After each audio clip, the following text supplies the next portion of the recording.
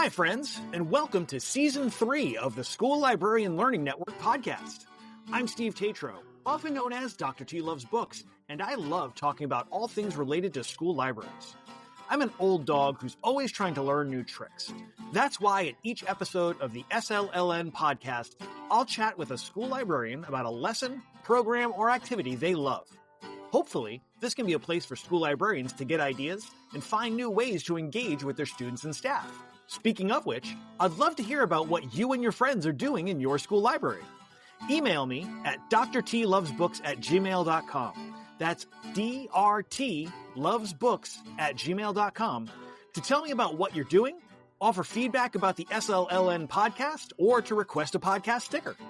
As Amy Herman likes to say, being a guest on a podcast is a great way to show your admins you are engaged in meaningful professional development and leadership in the profession. So drop me a line and let's chat. That being said, the opinions and ideas shared in this podcast by myself and my guests are our own and do not reflect those of our school districts. I just like to geek out about school libraries. So without further ado, let's get to this week's episode. Hey everybody, we're back. I'm very excited. I got a new friend out of Texas. Texas, you're producing some awesome school librarians, I just got to say. But before I jump ahead, as I usually do, I need to back up and stop and say, welcome, Jennifer. I'm so glad you could be here. Why don't you take a second, tell us who you are, where you're at, and what you do. My name's Jennifer Brusenhan, and I am an elementary librarian at a K-5 campus here in New Braunfels, Texas. And I actually opened up a new school this past year, so that was a little rough. Wow. Yeah. Fun, but challenging. Oh, yes, for sure. Definitely worked a little bit more last summer than this summer. This will be my 6th year in the library, actually. Nice. Congratulations. That's great. How did you end up in the school library in the first place? Well, I've taught everything from like K through 4th grade and some pre-K experience as well. And my old assistant principal, because I used to work in Seguin ISD, she saw what I had done on Facebook because we were like friends or whatever, and we had been in committee meetings and stuff like that. And she messaged me and said, hey, we're looking for a librarian. And my dad had just died. This was like January 2021, my dad died. And so like in that March or whatever, she was like contacting me in like March through May. And I didn't know what I was going to do. They were going to move me to kindergarten. And I was kind of over the littles at that point because I had done a pre-K like all through high school and college. And that was my first teaching job was as a pre-K teacher. And So I just prayed about it. And then my mom was all like, let's use the money from your dad's truck to like pay for school. Because I had to go back and get another master's. I already have one in a master's in curriculum and instruction from A&M. Oh, nice. And reading. And then, so I looked into it and it's either do the school path without the full degree or go for the full degree. And it was going to bug me because there's only like 2 or 3 more classes to get the full degree. Yeah. So I ended up going to UNT and working as a librarian at the same time. Oh, nice. Okay. At a dual language campus too. So wow. All right. So you got thing on thing here. That's great. I know. Boy. Un poquito español. Well, that's un poquito more than I do. So you're ahead of the game. Man, that's amazing. And I love when folks get it doesn't happen often, but when you get to work in a space while you're learning the classes and I imagine that's got to be such a rewarding experience to be able to be like, okay, this thing I learned, I'm going to come in and like put it right into practice in my space. That's got to be really cool. Yeah, because a lot of the things that I use in my library or things that I've used in my classroom, I just tweak it for the librarian environment. And when I came into that school in Seguin, the kids didn't love reading. Like the library was like a place that like sometimes they could go in, sometimes they couldn't kind of thing. It wasn't open as when I was in there kind of thing. And so I had to build that reading culture with them and build that love of reading. Absolutely. And get them to a point where like they wanted to come to the library. They were excited to do the challenges that I had and all that stuff. And I had a great group of librarians there too around me as well, where we could just bounce ideas off of each other. That's awesome. It's funny. I just got back from ALA the other day, and one of the topics of conversation that came up in like every session, circle, committee meeting I was in was that there's this perception of school libraries that seems so pervasive that it is like a quiet space, or like people have experiences with school library spaces or school librarians who were not making the library a space where like stuff happens. Like this is a place you want to be. It was like the quiet space or the closed space. So I love that you're actively moving against that unfortunate stereotype that's out there. And I'm sure your students appreciate it too. Yeah, my classroom was never quiet, and like in the library, the only time they had to be quiet is like when I'm reading my read aloud and giving them instructions. The rest of the time, Mm-hmm. as long as they're on task and they're talking about a book that they're reading or whatever, that's the goal right there, is to get them Oh, excited about absolutely. reading. Yeah. And like, especially when we get to emphasize that social aspect of reading, because so many people think, oh, reading is a quiet individual thing. No, it's so, there's so many social aspects to it. And those social aspects are in a lot of ways for our students almost as important as the literacy element itself, because just them getting to connect with each other and talk to each other is a valuable learning experience, and, not one that you can easily replicate in a classroom all the time. So it's awesome that you made them this space where they can have that going on. Trying to. Well, and speaking of sharing stuff, I happened to come across a post you had put up that talked about turkey in disguise, and I was immediately captivated, fascinated. I had to know more. So before we get into the specifics of it, where did this idea come from in the first place? Probably Instagram, like all their ideas. Back in the day when I was in the classroom, turkeys in disguise were like a big thing. Hmm. Um, and so I don't know, I can't remember who originated the idea or whatever, but you would send home the turkey with the kids, they would decorate it or whatever. But I kind of added my own twist to it because I made the kids like write a short story to go with it because I wanted to build their writing skills in second grade. Absolutely. I even did it when I taught fourth grade too. They loved it and they would like take it home and decorate it. So I modified it for the library and do a library lesson with it. And so the book Turkey Trouble, which everybody usually reads that with this turkeys in disguise. But there's a book called Turkey Trouble, and the turkey like disguises himself as like several different things so he doesn't get eaten for Thanksgiving dinner. Okay. And so, like, he tries to disguise himself as, like, a cow, and he tries to disguise himself as a horse, and, like, he's trying to hide and the whole time he's, like, running from the farmer this whole time. And so the family ends up, like, ordering basically the doorbell rings at the end, and it's, like, him dressed up as a Domino's guy, and they're like, "Who ordered pizza?" And they're like, "Nobody did." Well, that's our Thanksgiving dinner is the pizza. So I tweaked it a little bit, and so I'll read the story to the kids, and then I have, like, it's differentiated writing 'cause this campus that I'm at and my other campus, they asked me to help with writing because writing's a big thing on the STAR and everything like that, and writing Hmm. in general, these kids can't write because texting and Yeah. computer technology, all that, like, voice to Hmm. text, they don't know how to write, and so my goal is to pick fun books, pair it with a writing activity, usually as a craft with it or some sort of like other activity, STEM activity or whatever. In this case, they would take the turkey home, and then in my lesson, they would do the writing portion of it because that was a portion that I wanted to look at and make sure that they were like doing their complete sentences, helping the teachers out, that kind of thing.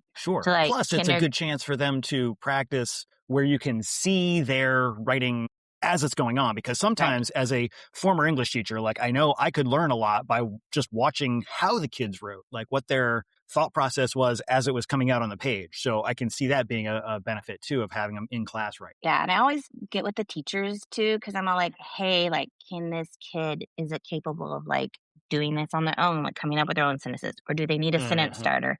Or do they need to do the draw and label portion of it, you know?" In Mm-hmm. kindergarten, they're gonna draw and label their picture kinda thing, you know, but there are some kids who need differentiated instruction.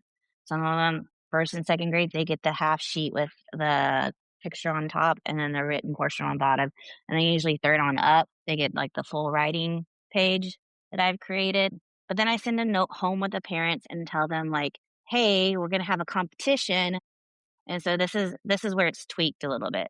So I have a competition with them.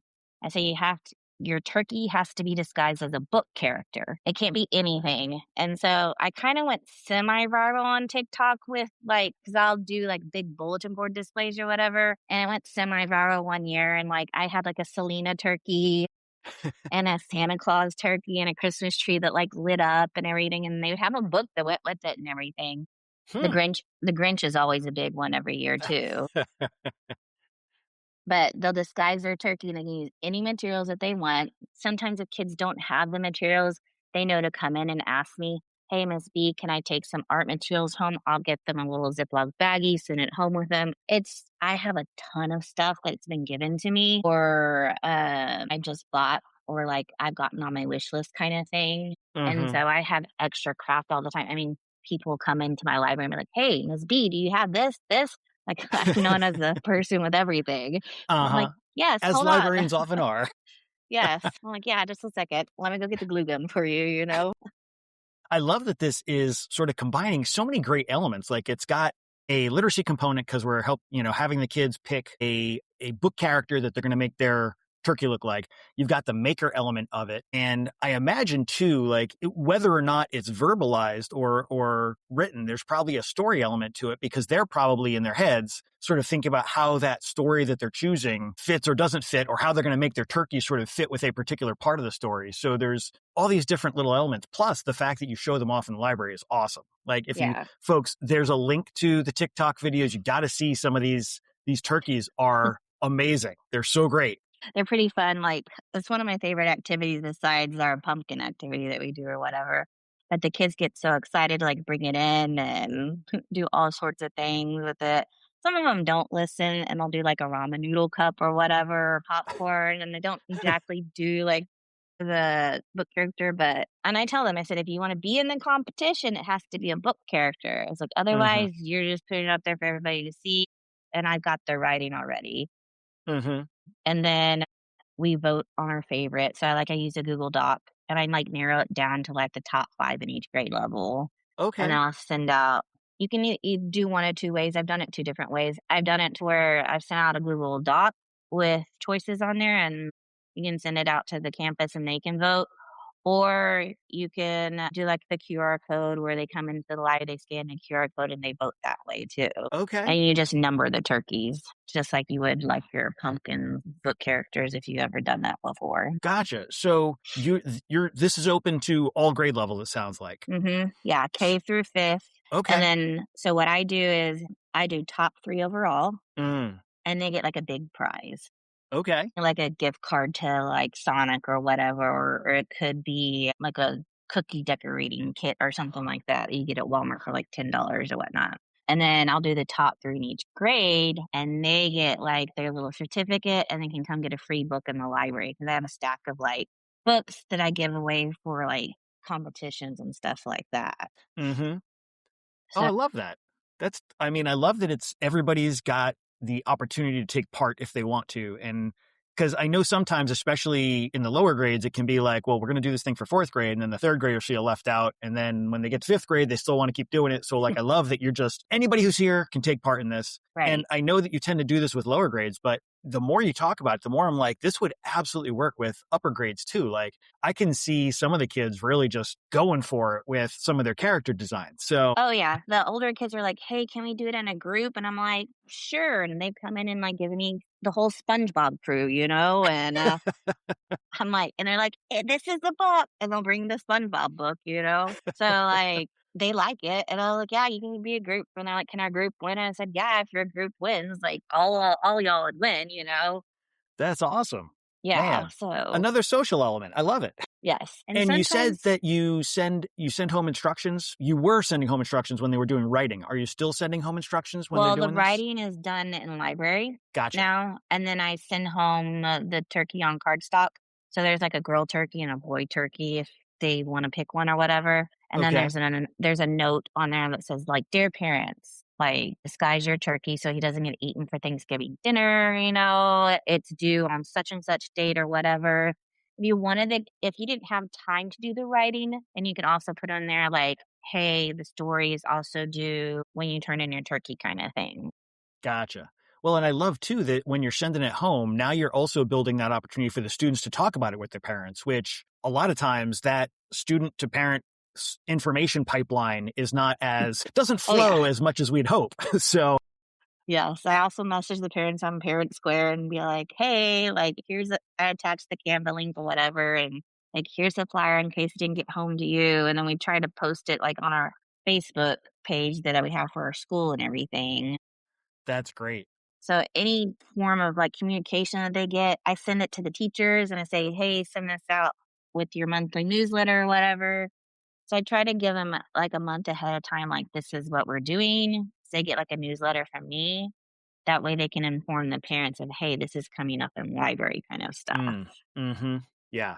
Any runway you can provide is always a good idea. So, man, I love this idea. And my brain is kind of bouncing all over the place with like, you could absolutely do this with literary characters for the library, but like, I don't know why, but my brain is thinking like, what if you had the kids do it for history, like historical figures, and you could turn it Yeah. into a history/library project, or like, I don't know, different literary characters from ELA or like, Oh yeah, you could do so many things. And like if you didn't want to do a turkey, you wanted to wait until like December to like do a gingerbread man in disguise, like mm, I've done that, or leprechaun for St. Patty's Day kind of thing, like there's so tons of many options. opportunities. Yeah. Yeah, like every month there's some kind of theme going on. You could definitely do like all sorts of design contests. I Yeah. love it. Huh, man. I mean, it's very simple and direct, and that's what I love about it. Like this is something that I think anybody who is looking for a way to kind of increase their engagement with their students in their library,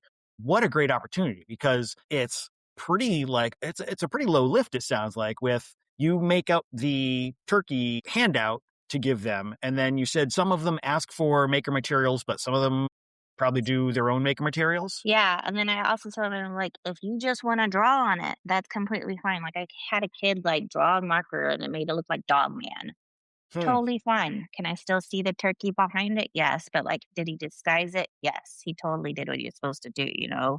And some love of it. them, they come in and you can tell, like, some of them are, like, more parent driven versus the kid actually doing it kind of thing, which happens with everything. But, like, they're Hmm. so proud to, like, show it off, especially, like, the little ones because they I get can all imagine the excited. faces. And then the older ones are just all like, well, is it any good, Miss B? And I was like, yeah, it's great. I love it. I was like, they still want that validation too, but they want to be like cool. Oh, absolutely. And giving them that expertise of making it, and then the sort of the recognition by having it in the library where people can come and see, like, here's what I did.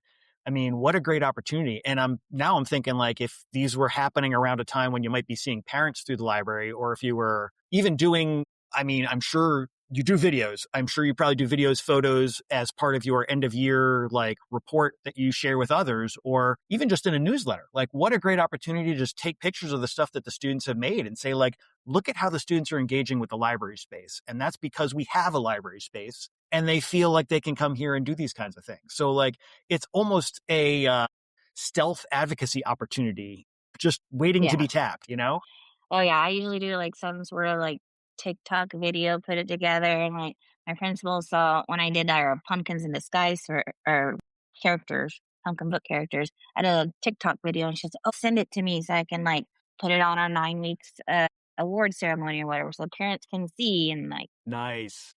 it's a new school. And so I've had to learn, like, they don't have the buy-in like my other school had because they had me for, like, 4 years. Mm, So it was my first year at this one, and so it was an adjustment, one, oh, yeah. because it's not a dual language campus anymore, Hmm. and then, two, like, the kids weren't from what I can gather, the kids weren't used to, like, doing all these activities or these competitions or whatever. Hmm. And, like, my librarians in my district are awesome and everything, and so, like, I'll send them, like, "Hey, this is what I'm doing," and like, "Oh, that's a great idea." So, like, some of them are keeping my ideas and saving it for, like, this year kinda thing. Hmm. And it's just one of those things where, like, I have to remind myself, baby steps, like, maybe only 70 kids did it this year, but next year I can get, like, 150 kids. So my most amount of turkeys that I had was, like, 265 turkeys. Wow. That is a So library full of turkeys. it was literally, like, 3 walls full of turkeys outside in the hallway, That's awesome. and so, like, I try to put them out in the hallway where, like, everybody where there's main traffic where everybody can see them and everything. Oh, I love Um, that. That's great. And I hadn't really thought about it until you just said it, but like when you're stepping into a new space, whether it's a brand new library or if you're just, going to a new school, yes, you want to make sure you're building culture of literacy, but you also need to build a culture of library. Like you need to help people understand what your library space is about. Because like you said, not everybody's necessarily doing the same things in their library spaces. And that's okay. Like we've got to do what works for our students and we've got to do what we know we can pull off. But we do have to sort of like kind of start from scratch and build it all up from the ground up whenever we go someplace new. So I love that that's a very conscious thought that you are having as you're going through this and kind of getting your library program up and running. And it sounds like your administration is completely right there with you, which is awesome. Have you gotten any kind of feedback from the students or the staff about the turkeys? So they love like everything I've done. They're like, man, you're so involved. You do this. I'm extra. Like I was extra as a teacher. So I'm like extra as a librarian. And so to me, um, like it's just normal for me, you know? Mm-hmm. And so when they're not used to like a librarian like doing the fast pace that I do, I just go all in. Probably Uh-huh. more than I probably really should, but that's just my personality, you know? Mm-hmm. Mm-hmm. But I've had a lot of teachers say thank you for like everything that you've done this year. The kids are like really loved it. And like once the kids like see what has been going on, then I think they'll realize, oh, she's gonna do it every year. So, because some of them were like upset, and I was like, hey, I was like, we're gonna do it next year. I was like, you can try again next year, kind of thing, you know. Mm-hmm. And I was like, there's different competitions throughout the rest of the year too, guys. So like, if you want to do those, then do those. And like, pairs. I don't know if you've ever heard of Beanstack. I've heard of it. I haven't used it, but I've kind of vaguely familiar with it. But yeah, so it pairs really well with Beanstack because on Beanstack you can give competitions and do like bingo boards and stuff like that. And so like I create like a paper bingo board and then on Beanstack I'm like you need to complete these tasks or whatever. You need to read like 350 minutes this month or whatever. And it's like an online reading log for them and they complete the task. And then the monthly bingo board will have like the turkey in disguise on there this month or whatever, or have the pumpkin book character contest or whatever, gingerbread house contest and whatnot.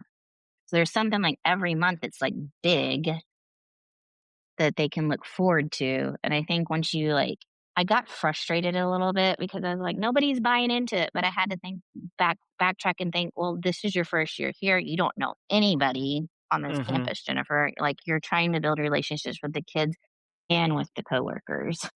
Yep. You Yep. know, Well, and and that's it. Like they don't know what they don't know. They don't know what this space is. And I think it's generally true. Like whatever grade level you're working with, it takes a little while for students to just sort of feel things out and get a sense of, is this a space for me or not? And it sounds like you are very consciously and purposely giving a space for all the students, but it's definitely going to take some time, I'm sure. Yeah. yeah, and it's just something that I've had to learn to be like, Rome wasn't built in a day, Jennifer, you know? So, That's it. the Lord Yeah. is I mean, I started my library space. We didn't have a space in my school for a while, and we just got a physical space going in January of 2024. oh, wow. And it's like I've been going, trying to get the space sort of in the best shape I can get it. And I was talking to somebody recently about how like I've been spending so much time focused on the building the space and getting the stuff that I haven't spent as much time on building the community and building that sense of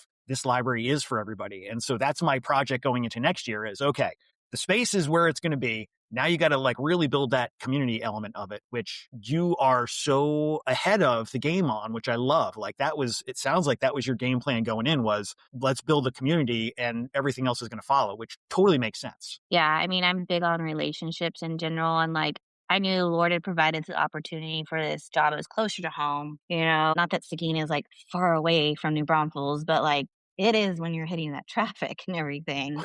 Sometimes it would take me like over an hour to get home in the afternoon kind of thing. And now I can leave at like 3 and be home by like 3:25, 3:30 if I need to. Nice.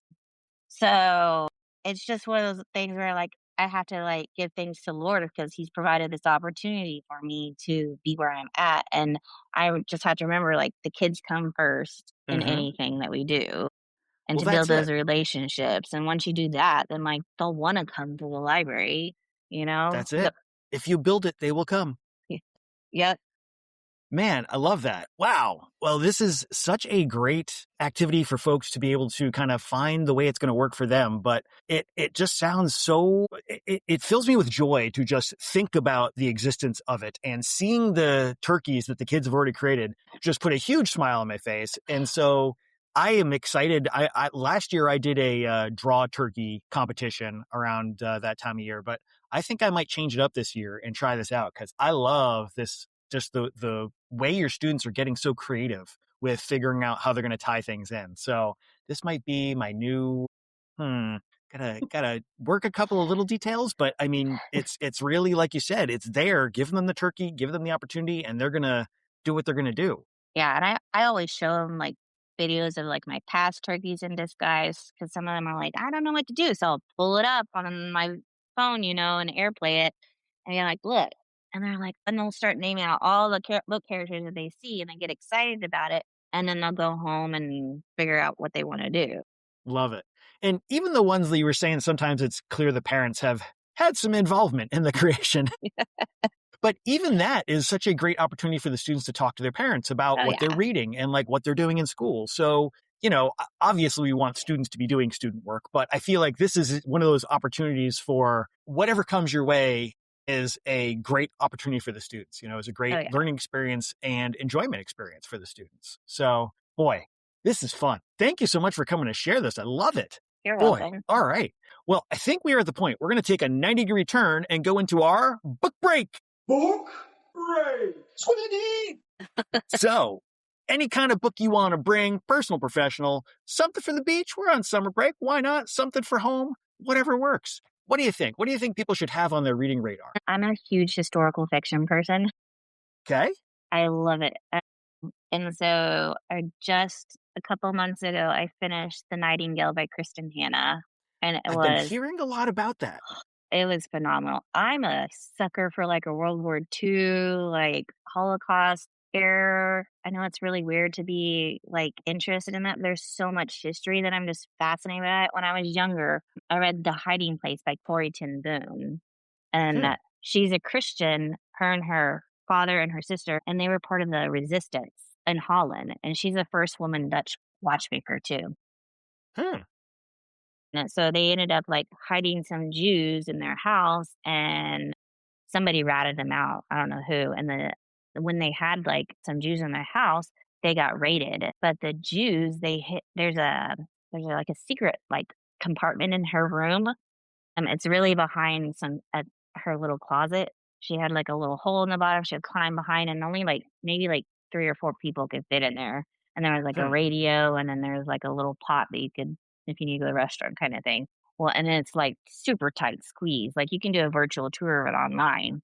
And so like her whole family got taken to the concentration camps and everything.